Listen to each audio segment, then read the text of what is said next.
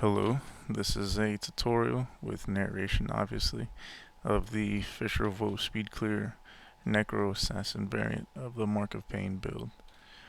Any max level armor will do. You just want to have Radiant Insignias, a Superior Curses, Superior Major Vigor, Minor Soul Reaping, and Runes of Vita or Attunement, as you saw I have one of each. Then you want a 2020 set. Well, it's preferable. By 2020, I mean 20% recharge, 20% cast time on your main hand and offhand. Your bar will be Foul Feast, Mark of Pain, Assassin's Promise, Defiled Defenses, Insidious Parasite, Barbs, Ebon Vanguard Assassin Support, and Finish Him.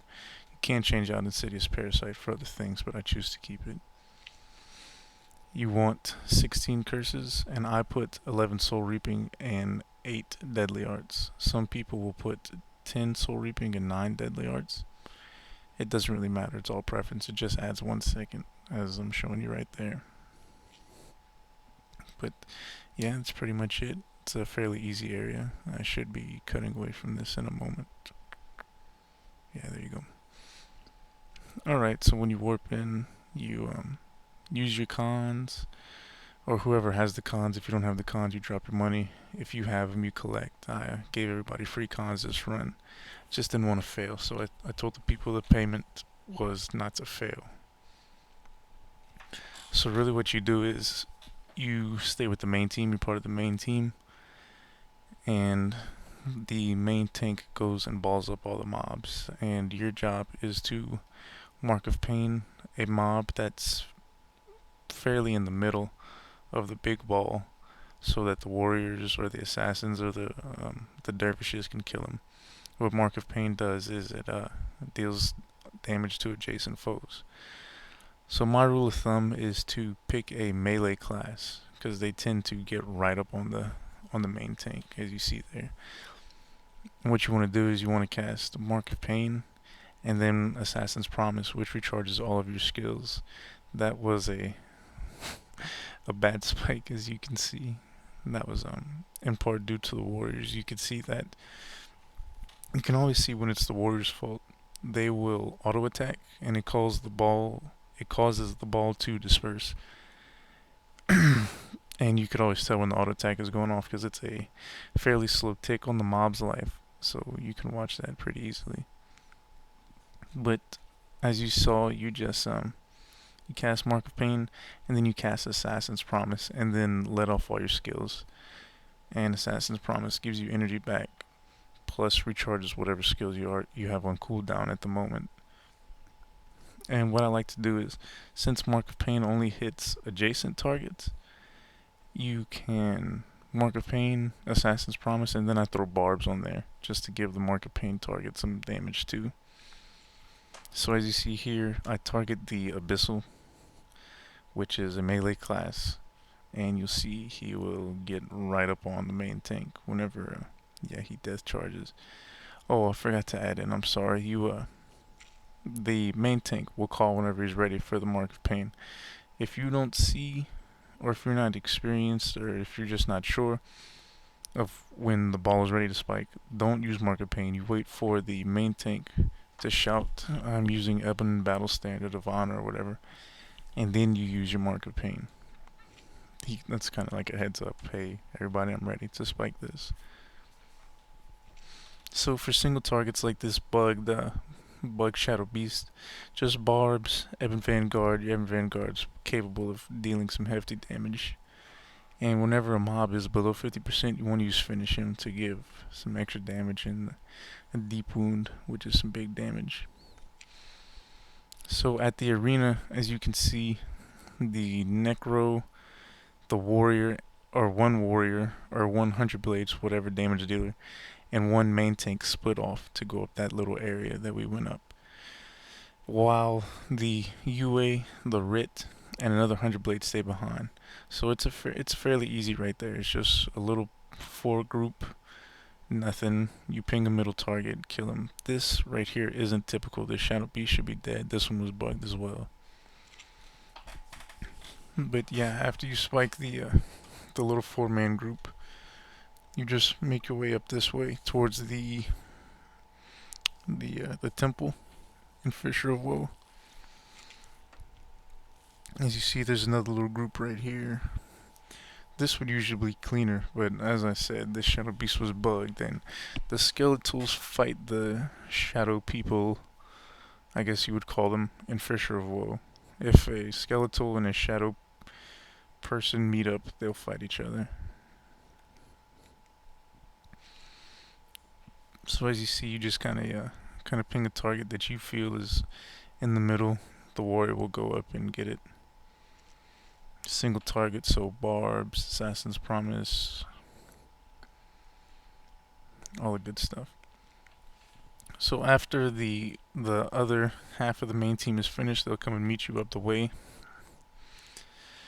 and you just kind of run to this area where I'm going, and the main tank will ball up all those groups over there. You just kind of hang out for a little bit and check out everybody's gear, how they look. Now they have this impaler patrol that you want to kill. It is imperative that you kill it, or it has the potential to screw up everything later on in the run whenever the ritualist has to run griffins, which we'll get to that part. So just barbs, Evan Vanguard, finish him as you see fit. Make sure your assassin's promise though to get all your skills recharged.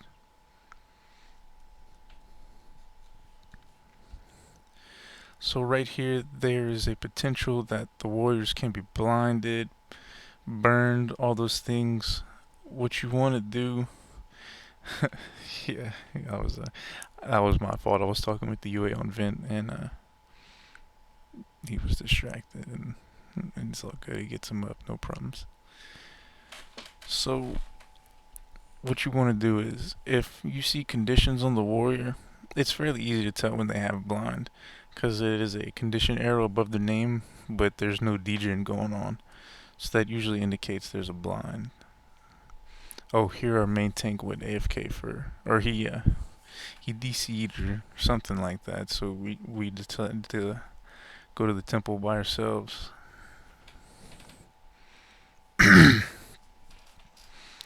Yeah. So anyway, if you see a blind on the warriors, that's all you. You want to Foul Feast, click the warrior's name, click Foul Feast, and what Foul Feast does is it transfers all conditions to yourself. And you don't really, I mean, if you're blind, you're burning, bleeding, whatever, it's better to have it on one person than on two people, if you understand what I'm saying, Just take all the conditions off you can, especially take the conditions off the monk. Because the monk has no condition removal, just hex removal. You're the condition removal. And there is a Necroparagon variation, which I may make a video of later, which is pretty effective in keeping conditions off.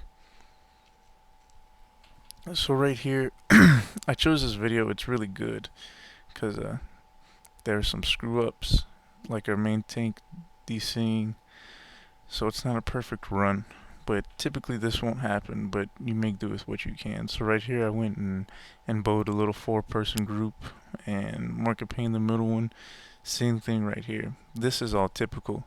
Normally the main tank will run around this area, they call it a 360, and will pick up all the abyssals, all the stragglers, shadow beasts, things like that, and just leave 4 groups at each 90-degree mark. And you spike each 90-degree mark, which you'll see a little bit later. But right now, as you know, our main tank is DC'd, so we're just making do with what we have.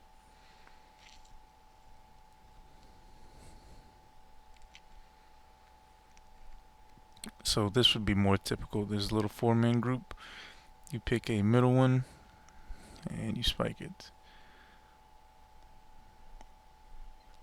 So Mark-a-Pain, Assassin's Promise. You don't have to do barbs. I do finish him, Evan Vanguard, whatever. Give all the warriors or whoever you have all the help they can.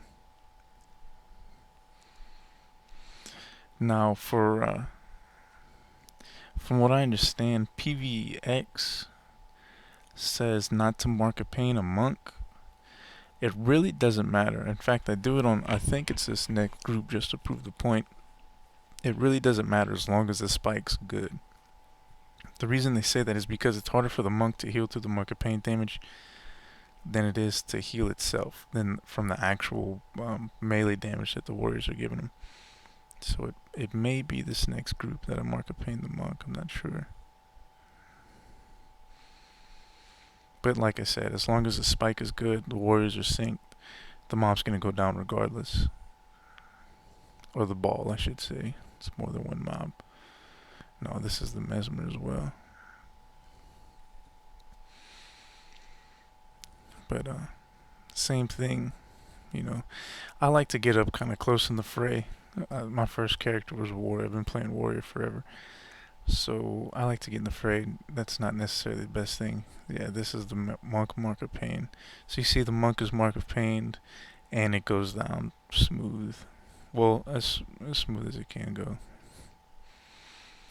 So once you get up here, the main tank will have usually has much more mobs than this, but as soon as you see him ping Eben Battle Standard of Honor, you pick a target that you think is in the middle. You don't want to auto select with C because that'll usually pick the closest target. You want a target that's in the middle, so it'll do a nice wide area of damage. And the warriors or the damage dealers will do their thing. Same thing up here. You'll be left with 3 groups of rangers. The rangers usually stay grouped together. So as you see for this 2 group over here, just pick one, Mark of Pain, and do that for each one. Make sure you Assassin's Promise though, because you want your Mark of Pain up for the next part. At this part, the ritualist takes the quest. I don't remember what it's called. Defend the Temple of War. I guess it says right there. So the main tank gets on either side, balls up the groups that spawn, and you spike. I mean, it's the same process. Main tank balls them up, calls his Eben. You call your Mark of Pain. You need to call it. A lot of Mark of Pains don't do it, and it doesn't usually work out very well for the damage dealers. So they're usually lost, confused, or the spikes just take longer. It's just good practice to do it. So as you see, I got an obsidian shard. That's half of what this run's about. Obsidian shards. The other half is obsidian edges, which are the swords you get from the end chest at the end of the Fissure. Well, that's where the money's at in this run. So here it is, the ball again. He calls out Eben. You call out Mark of Pain. Assassin's Promise. Ball goes down. Very clean. I also want to add you can get voltaic spears from this run as well. Voltaic spears, obsidian edges, obsidian shards, which they fluctuate, but they usually stay at a constant 4K, 4,000 gold a piece, which is fairly decent money. So after you kill both groups, you go out the north entrance, which is actually the entrance you came in through the first time. You exit out of the north entrance, I guess, or exit, I guess it'd be called if you're exiting out of it. Doesn't matter. You go out through the north opening, and you make your way to the Forest of the Wailing Lord, which the writ should have taken earlier from the arena. Now here, normally it's just a straight run through, but as you may recall, our main tank DC'd earlier, so we have to kill the mobs. Over here, Eternal Lord Teres, I don't know how you pronounce it. He caught aggro from mobs, which is it's not good. He gives a very integral quest.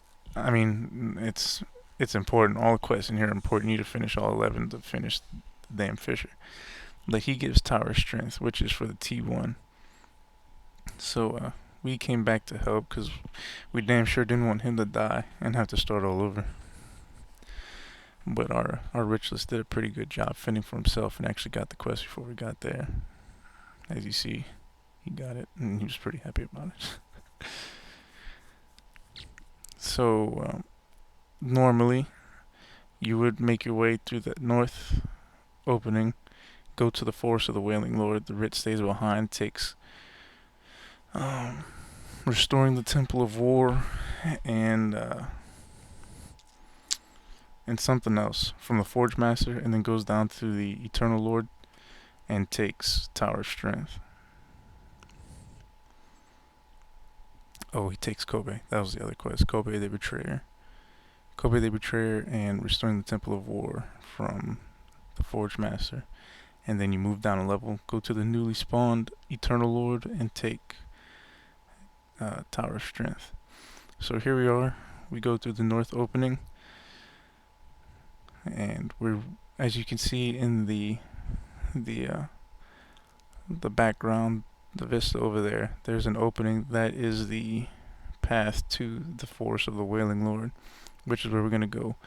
But this mob, or this ball, is overdue. It should have been spiked before, but the MTDC, so we're spiking it now. There should be no mobs obstructing your path. No impedance here whatsoever. You just straight run through. But here we spike it down. It's a clean spike. Didn't take but 10 extra seconds. No big deal.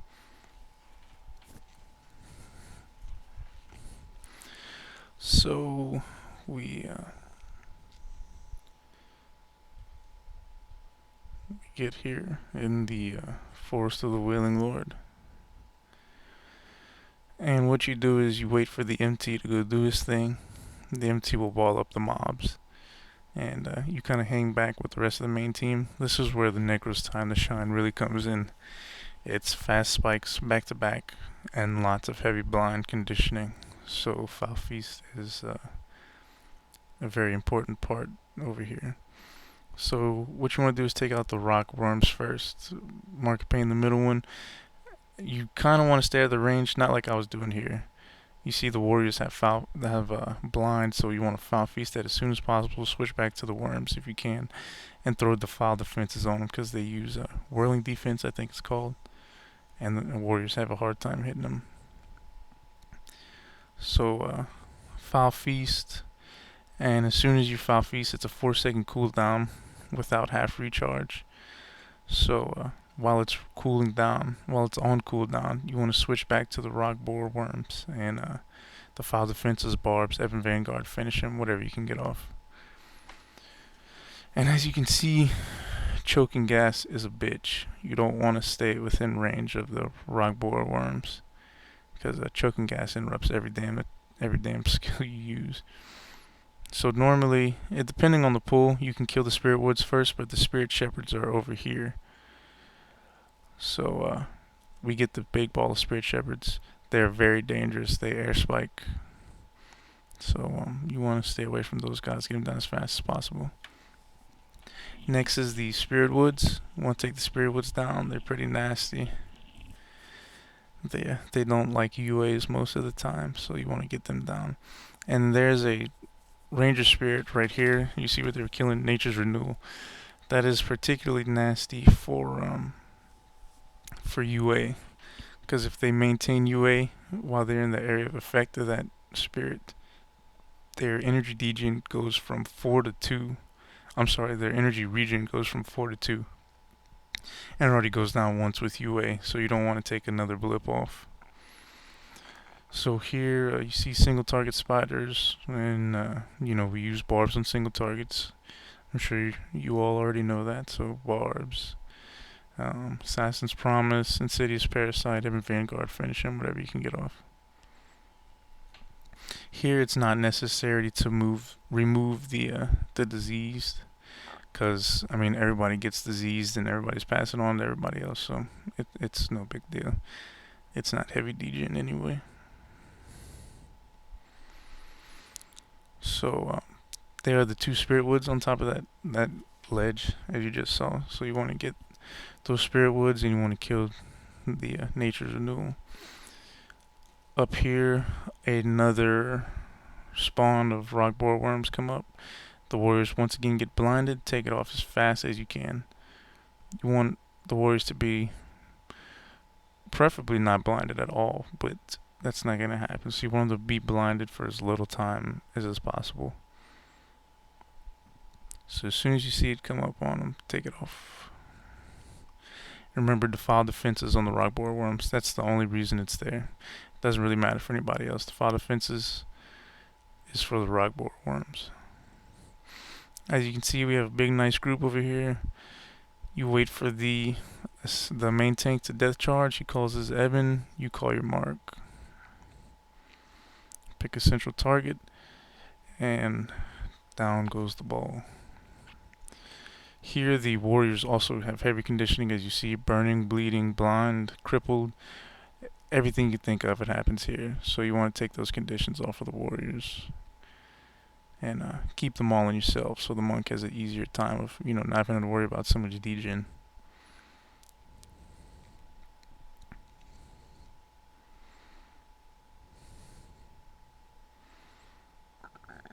They're running kind of far away.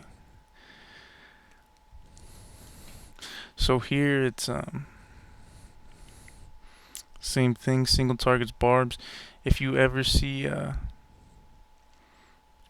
group ball together, more than one person, throw mark of pain on it. Mark of pain. More than one person, mark of pain that bitch. And monks or bonders. If you ever see bonders left standing, they have spell breakers. So you want to get barbs on them as soon as possible, and you always call your barbs on the bonders, so the warriors know that they're barbs and they can take them down fast. So here we go back the way we came.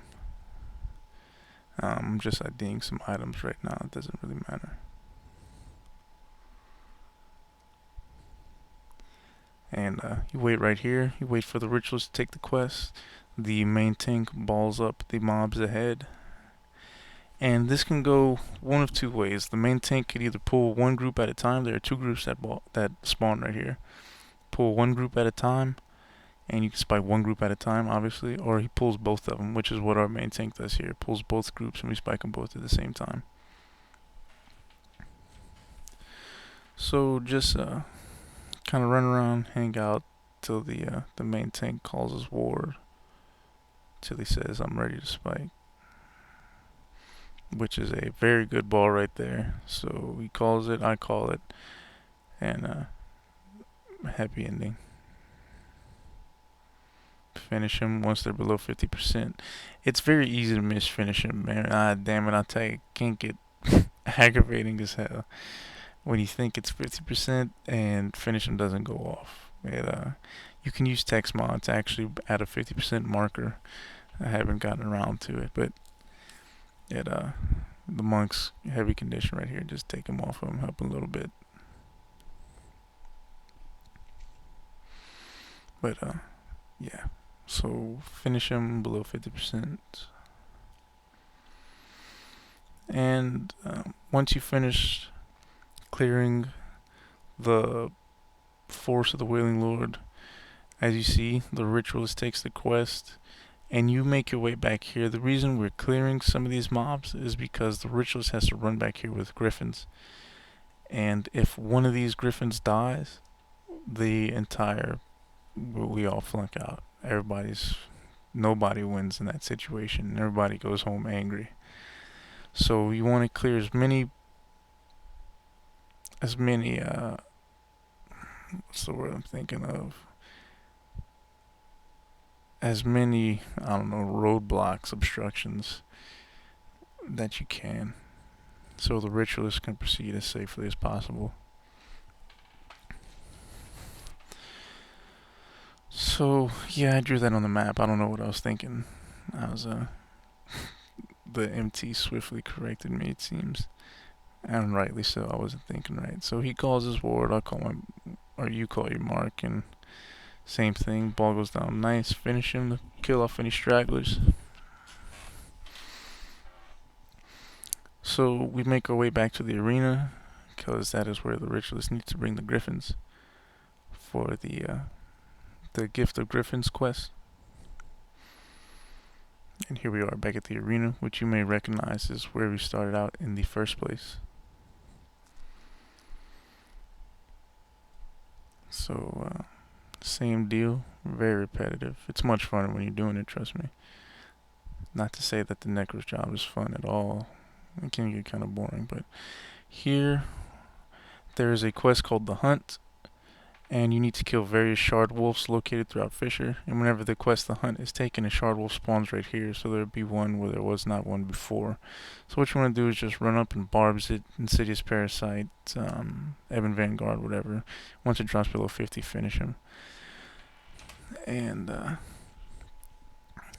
that's pretty much it.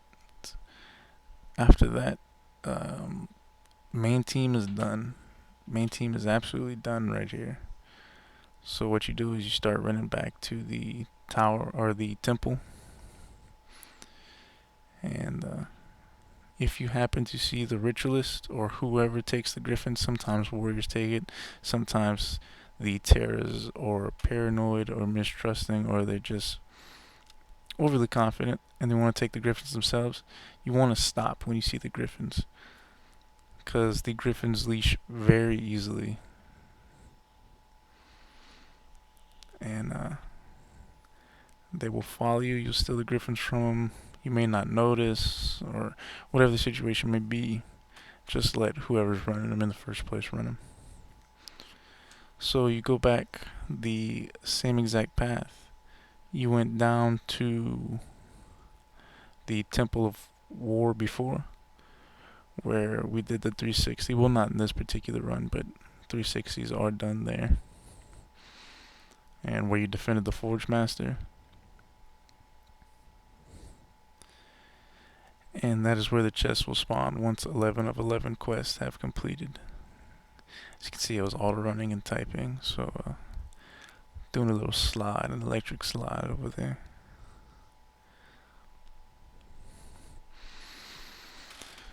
So that is it.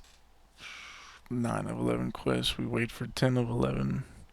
Oh, you could run up to Eternal Lord Terry's over here and take your quest. You want your experience. Now they added the new patch where you can get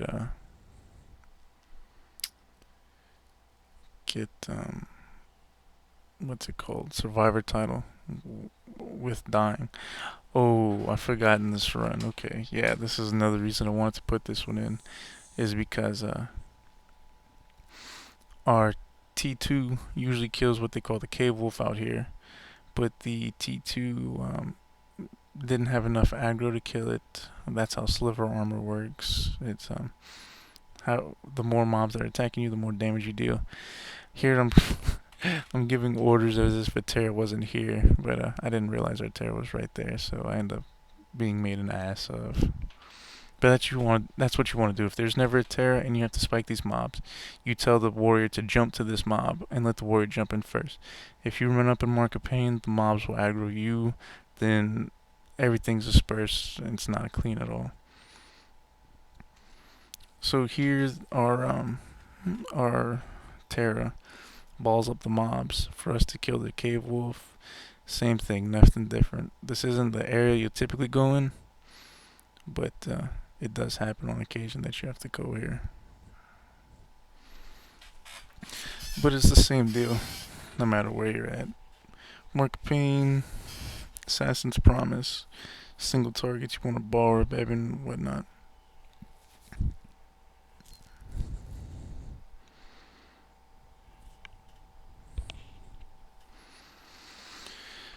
So, see the Abyssal is being taken down right there? Yeah, it looks like not only did I forget, but a few other people forgot that after that group goes down, a group of Shadow Beasts spawn. But our Terror was quick to act and picks him up.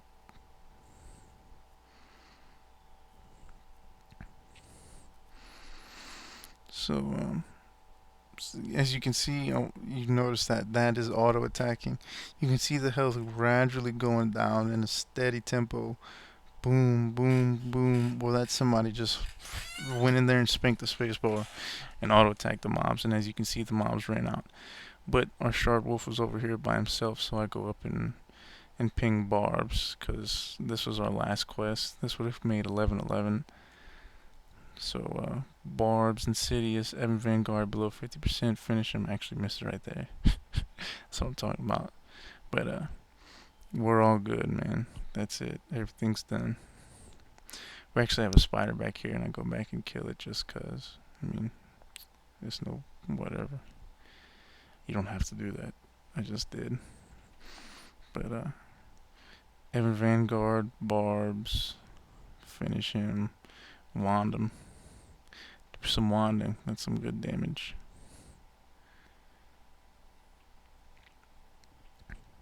Yeah, that's how it's done. So, yeah, like I said, typically you just run straight up to the Forge Master, collect the reward, collect the quest around. But we had to help the T2 killer Shard Wolf. So this is where one of the spots you can collect quests is Eternal Lord Terry's. And then there are 3 from the Forge Master that you can collect. There are also 2 that you can collect from Rostagon back at the beginning of the arena, but I didn't grab them this run. You can collect the one from the camp, also the camp of Menzies if you want to go out and collect that one. That's no big deal. And this is it. Nothing good. But successful run, that's always good. So you get your drops and everything's good. And that is the tutorial. And thank you very much for watching. And I will be making more tutorials, so keep an eye out for them. Goodbye.